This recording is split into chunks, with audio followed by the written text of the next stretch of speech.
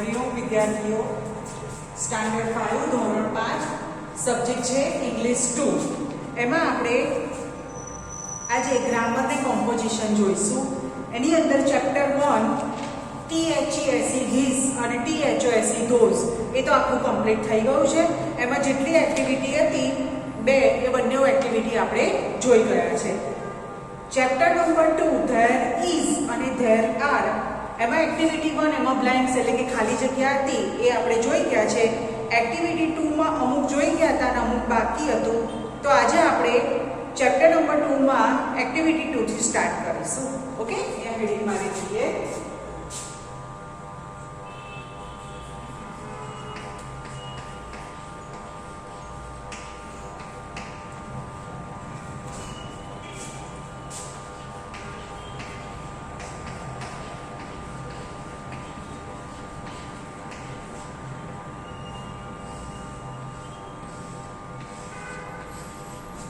There is અને there are.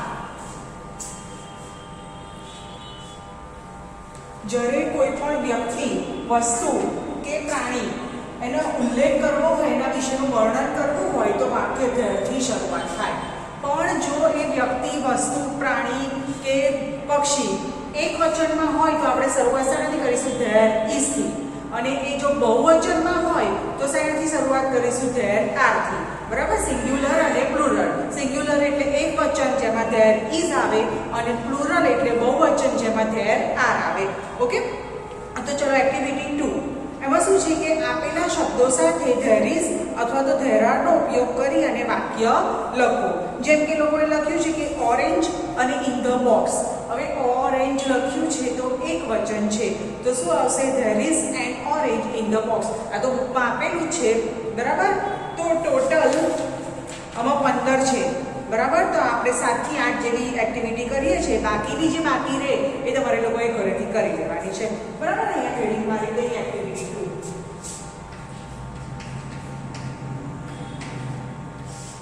Activity 2. ચલો હવે પહેલું છે બુક્સ અને on the table.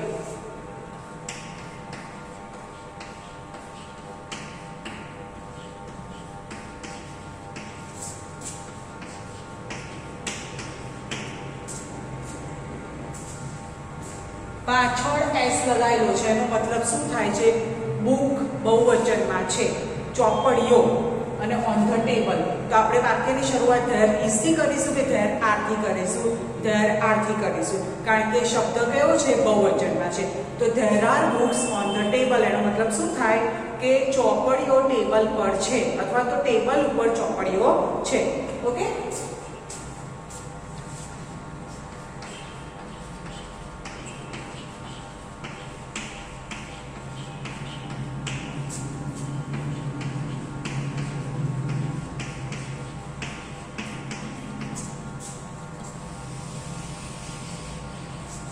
there are books on the table. પછી છે નીચે ink pot on the bench. ink pot એટલે શાહીનો ખડિયો. બરાબર, તમે લોકો અત્યારે પેન્સિલથી લખો છો પણ મોટે ભાગે બધા બોલ પેન વાપરતા હોય છે. તો ઘણી વખત ઇંક પેન પણ લોકો વાપરતા હોય છે. તો એમાં પતી જાય, બોલ પેન હોય તો પતી જાય તો આપણે શું કરીએ? રિફિલ ફેંકી દઈએ અને નવી લાવીએ. અથવા તો અમુક કેવી આવે છે કે પેન જ ફેંકી દેવાની. પણ ઇન્કપોટમાં ઇંક પતી જાય તો એના માટે એનો પોટ આવે છે. પોટ એટલે જાતનું નાનું બોટલ જેવું હોય, શાહીનો ખડિયો શુદ્ધ ગુજરાતીમાં કહીએ તો.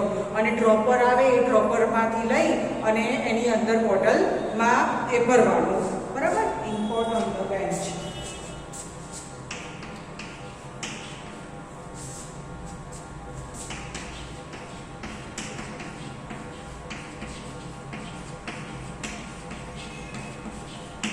હવે જુઓ કે શું છે? ઇંક પોટ છે એક વચન છે પણ શબ્દની શરૂઆત આઈ થી થાય છે. જે પણ શબ્દની શરૂઆત આઈ થી થાય, sorry A E I O U એટલે કે સ્વરથી થતી હોય તો એની આગળ શું આવે? there is an આવે. બરાબર, એક વચન છે એટલે શું લઈશું? there is. પણ એ નહીં મૂકીએ, શું મૂકીશું? an મૂકીશું. ઓકે,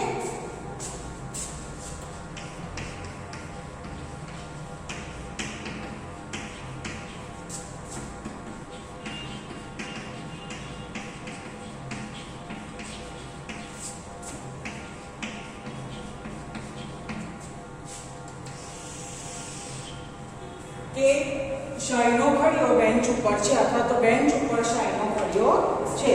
બરાબર. જો મંકી વાળું જોઈ ગયા હતા, પછી પાંચમું લઈએ એમી એન્ડ મેન. હવે તમને એવું થશે કે પાછળ એસ ઈએસ નથી તો આ એક વચન છે, પણ ના, તમારી મિસ્ટેક છે. મેં તમને આગળ કીધું તો એમ ફરી કહું છું કે એમ એ એન મેન એ શું છે? એક વચન. એનો મતલબ શું થાય કે માણસ. બરાબર. અને એમ એ એન મેન નું બહુવચન શું થશે? તો કે એમી એન થશે. બરાબર. આ શું છે? બહુવચન. અને અહીંયા શું લખાય? માણસો. આમાં પાછળ મેન્સ કે મેન્સ આવે નહીં. એમ એ એન મેન નું બહુવચન શું થાય? એમી એન થાય. બરાબર.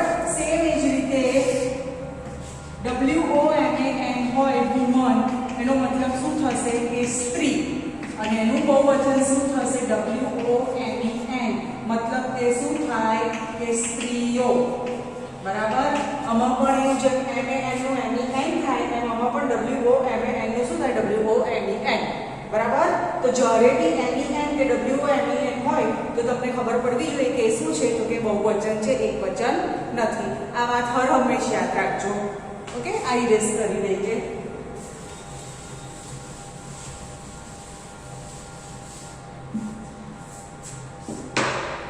જો નંબર 3 મેન અને પછી શું છે કે under the tree.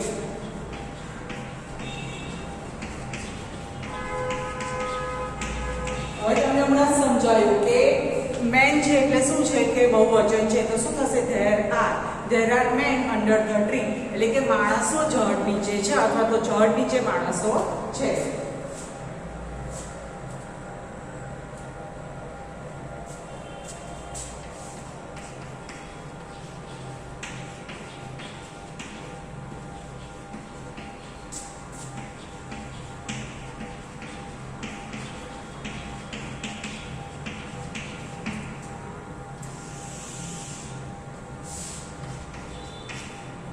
Okay.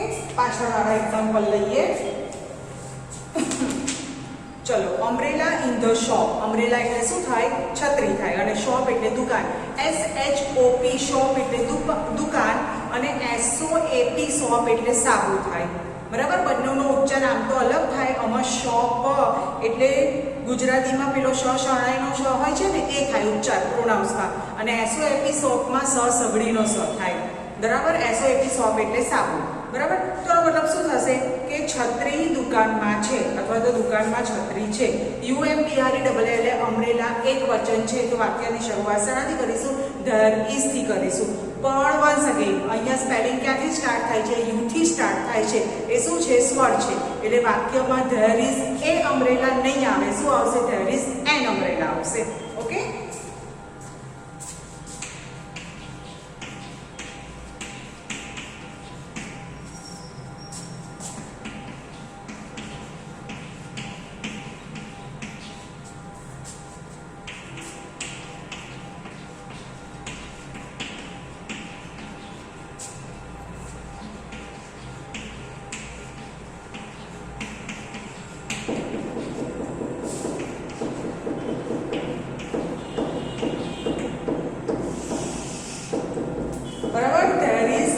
umbrella in the shop. Okay, चलो next જોઈએ નંબર 5.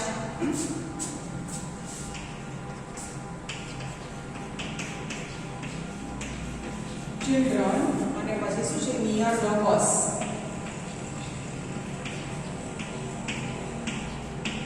Okay, CHILD child એટલે બાળક થાય. એક બાળકની વાત કરતા હોય તો એના માટે શું બોલાય? child. CHILD. અને CHILD child નું બહુવચન શું થશે? children. બરાબર. CHILD REN. તો children એટલે શું થાય? તો કે બાળકો. near the bus એટલે બાળકો ક્યાં છે? તો કે બસની નજીક છે. હવે બહુવચન છે એટલે શેનાથી શરૂઆત કરીશું? there are થી.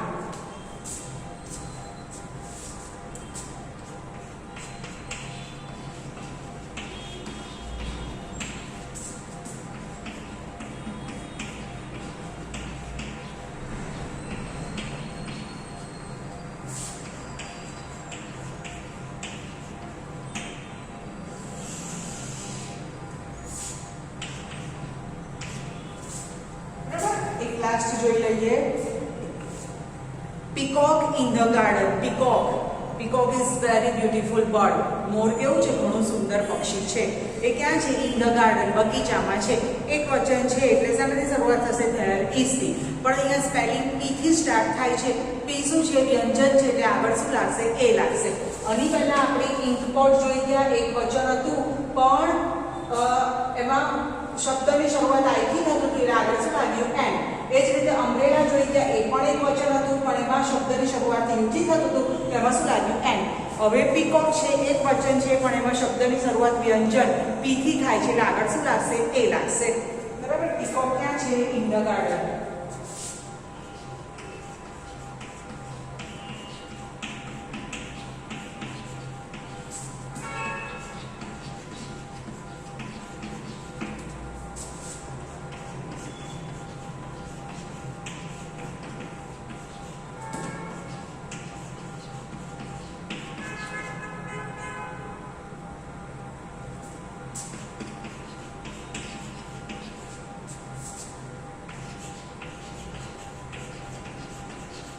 There is a peacock in the garden. એટલે મોર બગીચામાં છે અથવા તો બગીચામાં મોર છે.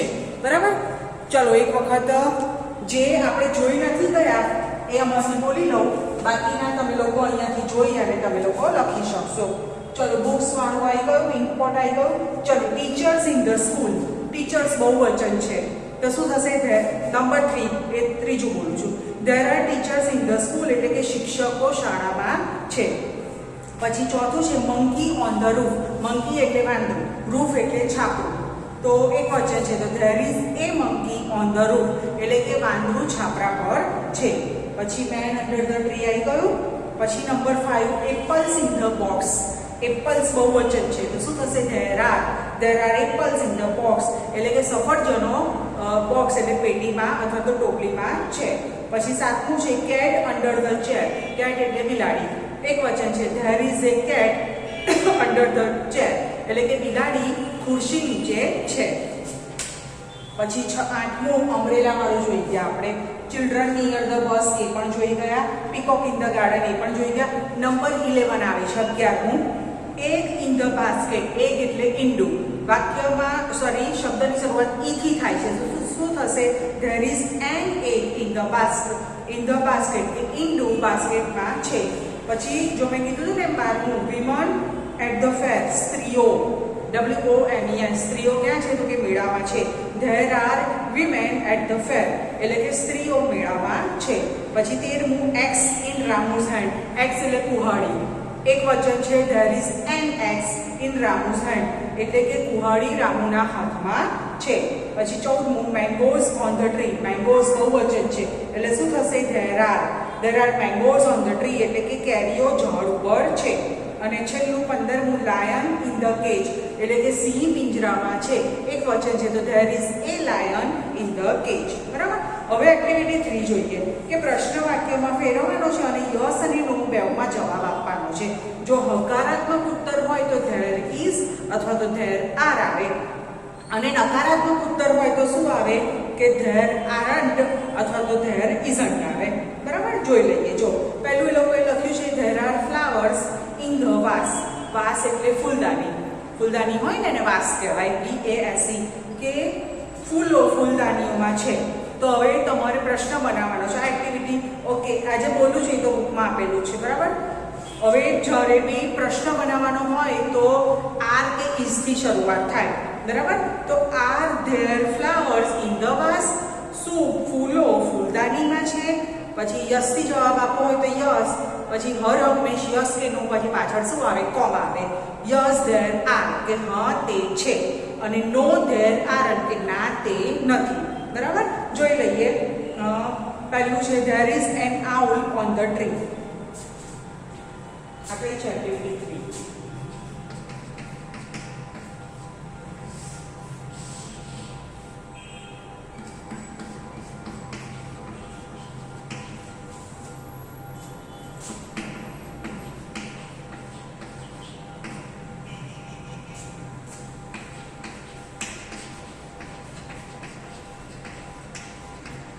આઉલ એટલે શું થશે? ઘુવડ થશે. બરાબર. હવે અહીંયા તમે જોઈ શકો છો કે સ્પેલિંગ શાનાથી શરૂઆત થાય છે? ઓ થી. તો આગળ શું મૂક્યું છે? એ લોકોએ એન મૂક્યું છે. બરાબર. તો આપણે શું પૂછવાનું છે કે શું ઘુવડ ઝાડ ઉપર છે? તો શું થશે? Is there.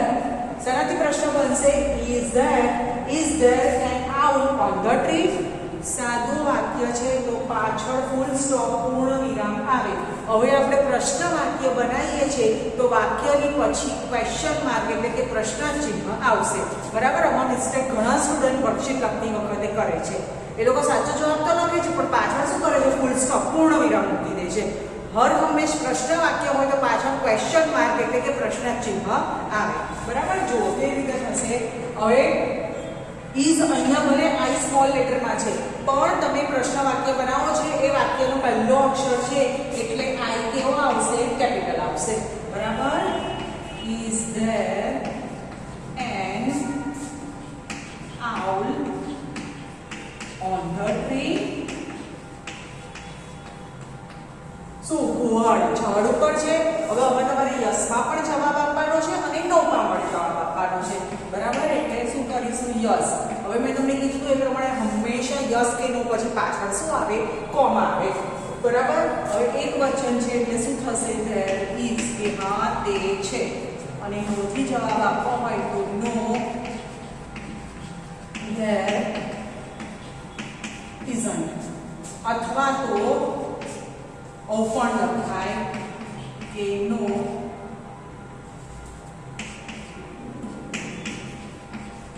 there is not. બરાબર.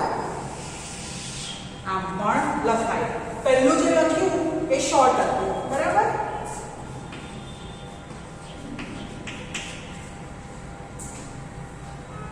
isn't એ શું હતું? શોર્ટમાં હતું. અને પછી જે લખ્યું એ કેવું છે? લોંગ છે. જોઈ લો. ચલો ફરી. Is there an owl on the tree? કે શું ઘુવડ ઝાડ ઉપર છે? તો યસ ધેર ઇઝ કે હા તે છે અને નો ધેર ઇઝન્ટ કે ના તે નથી અથવા તો નો ધેર ઇઝ નોટ. બરાબર. ઇઝન્ટ નું અને પેલું વચ્ચે એપોસ્ટ્રોફી મૂકીને કરાય અથવા તો ઇઝ નોટ એવું આખું લખવું પડે. બરાબર. ચલો હવે ચિલ્ડ્રન વાળું તો આપણે આગળ જોઈએ કે બોટલ વાળું. ચલો પાંચમું લઈએ છે બલૂન્સ.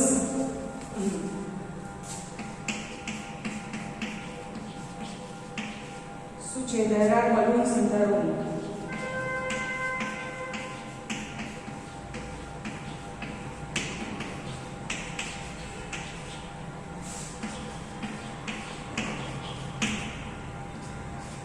કે ફુગ્ગાઓ રૂમમાં છે.